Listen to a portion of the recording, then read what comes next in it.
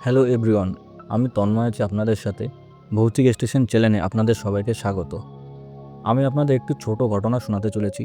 যে ঘটনাটি আপনাদের শোনাবো সেটা আমার এক ভাই আমাকে বলেছিল।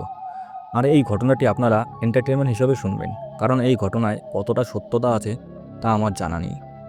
ঘটনাটি যে বলেছে তার ভাষায় আমি বলছি। আমাদের বাড়ি আমরা দুই ভাই বোন, আমিই বড়। আমার কাকা 3 বছর হলো বিয়ে হয়েছে, কিন্তু কোনো সন্তান হয়নি। তাই কাকা আমাদের দুই ভাই বোনকে খুব ভালোবাসতেন। কাকা খুব পরিমাণে নেশা করতো, আর কাকিমা কাকার এই নেশা নিয়ে প্রতিদিন একটা পারিবারিক দাম্পত্য জীবনে কোলাহল সৃষ্টি করত। কিন্তু একদিন সেটা খুব পরিমাণে বেড়ে গেল।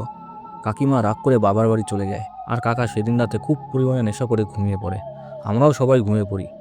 পরের দিন সকালে আমার মায়ের ডাকে আমার ঘুম ভেঙে যায়। আমি উঠে দেখলাম আমাদের বাড়িতে অনেক লোকজন জড়ো হয়েছে। সবাই বাড়ির পিছনের দিকে ছোটাছুটি করছে। আমিও তাদেরকে অনুসরণ করে এগোতে থাকলাম।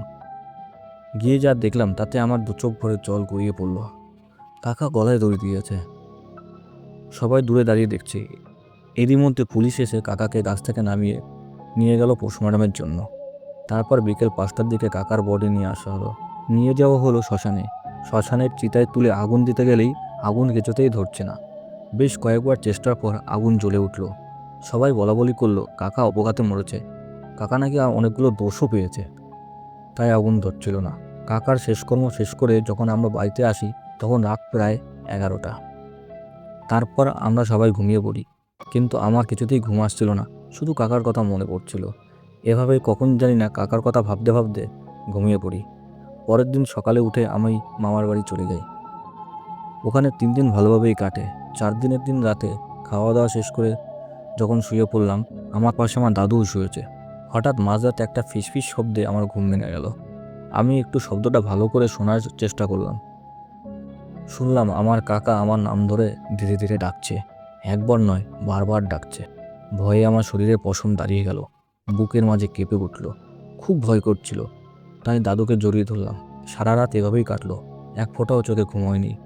পরের দিন সকালবেলা আমি বাড়িতে ফোন করে আমার মাকে সব জানাই। মা বলে, ওসব কিছু না, তুই স্বপ্ন দেখেছিস, রাতে হয়তো একটু ভুলভাল বেশি কিছু খেয়ে ফেলেছিলি। দুপুরে খাওয়া দাওয়া সেরে আমি আমার মামাতো ভাইয়ের সাথে মাঠের দিকে গেলাম। মাঠের শেষ প্রান্তে একটা বড় বটগাছ আছে।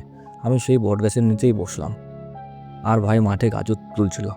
মাঠে হালকা হালকা হাওয়াও দিচ্ছিল। হঠাৎ বটগাছের পিছন থেকে শুনতে পেলাম সেই কণ্ঠস্বর, কাকা আমায় ডাকছে। আমি ভয়ে ভয়ে বটগাছের পিছনে তাকালাম। আমি কাকাকে দেখতে পাইনি, দেখলাম শুধু একগুচ্ছ কালো অন্ধকার। ভয়ে আমার মুখ থেকে কোনো শব্দই বেরোচ্ছে না। আমি ভাইকে ডাকার চেষ্টা করছি, কিন্তু ডাকতেও পারছি না। তারই মধ্যে দেখি একগুচ্ছ কালো অন্ধকার ভেদ করে আমার কাকা আমার সামনে এসে দাঁড়িয়েছে, আর বলছে, চল আমার সাথে, আমি তোকে নিতে এসেছি। এই কথা শুনেই আমি জ্ঞান হারালাম। যখন আমার জ্ঞান ফিরল তখন দেখি আমার মা বাবা আমার পাশে বসে আছে। আমি গাছের নিচে অজ্ঞান হয়ে পড়েছিলাম। তখন আমার মামাতো ভাই বাড়ির সবাইকে ডেকে নিয়ে আসে, আর আমাকে অজ্ঞান অবস্থায় বাড়িতে এনে আমার মা বাবাকে খবর দেয়। দাদু সন্ধ্যার সময় এক তান্ত্রিকের কাছে নিয়ে যায়। তান্ত্রিক আমাকে একটি মাদুলি দেয়, আর আমাকে স্নান করায়, আর বলে কাকার নামে যেন পিণ্ড দান করে। তারপর কেটে যায় অনেকগুলো বছর।